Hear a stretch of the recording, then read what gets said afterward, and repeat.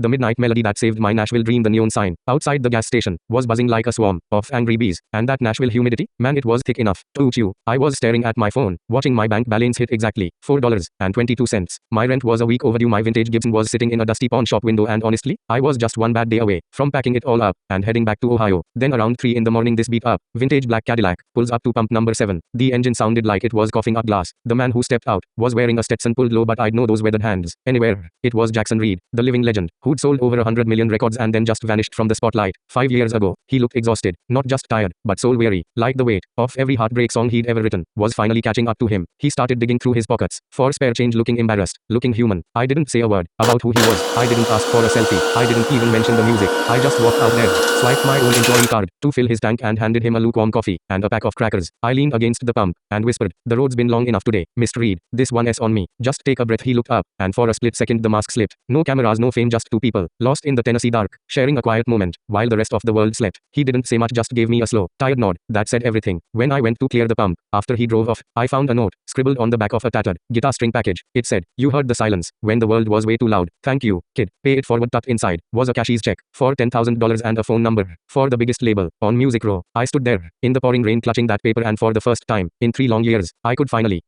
breathe.